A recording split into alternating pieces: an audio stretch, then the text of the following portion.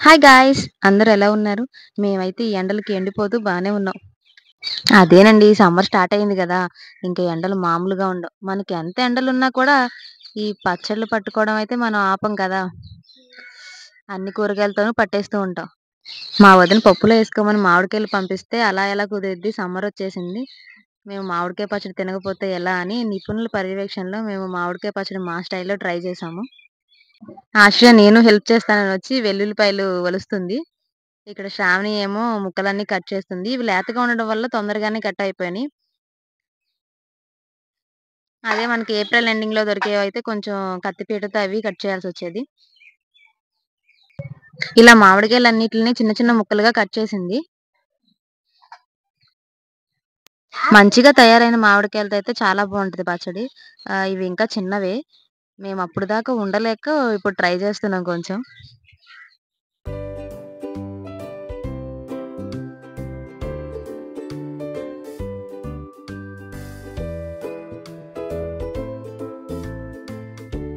ఆశిష్ అయితే నేను చేస్తానని తన సామానంతా తెచ్చేసి వంట స్టార్ట్ చేసేసింది.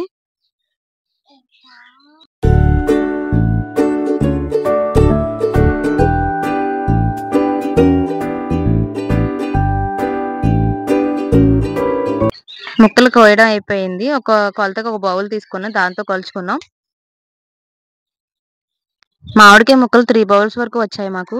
ఇవన్నీ ఒక బౌల్‌లో వేసేసుకొని దాంట్లో కొంచెం పసుపు, కారం, ఉప్పు, ఆవపిండి, మెంతిపిండి, కొన్ని వెల్లుల్లిపాయలు, ఆయిలేమో వేరుశనగ నూనె తీసుకున్నాము. ఇది ముక్కలకు బాగా పట్టేటట్టు కలుపుతూ ఉండాలి. ఇది ఒక్కరోజు ఉంచుకుంటే సరిపోతది మనకి. బానే ఊరుతది. మనం ఇంక తర్వాత రోజు తినేయొచ్చు దీన్ని. ఇక్కడ శ్రావణి కలుపుతుంది. ఎలా ఉందో టేస్ట్ చూస్తుంది. బావుందంట. సరిపోయినాయంట అన్ని. ఇంక మేము నెక్స్ట్ డే వేడి వేడి అన్నంలో కొంచెం ఆవకాయ యేసుకొని ట్రై చేసాము ఎలా ఉందని. మా ఎక్స్‌పెరిమెంట్ సక్సెస్ అయింది. మీరు గూడా కొత్తగా ట్రై చేసేటట్టయితే నిపుణుల పర్యవేక్షణలో మాత్రమే చేయాలిది. లేదంటే మొత్తం పోతది. మా ఆశ్రయ టేస్ట్ చేస్తుంది. తను ఫస్ట్ టైమ్ ఇది మామిడికాయ పచ్చడి తినడం. కారంగా ఉంటది తినలేదేమో అనుకున్నాము. కానీ బావుందంట నచ్చింది తనకి.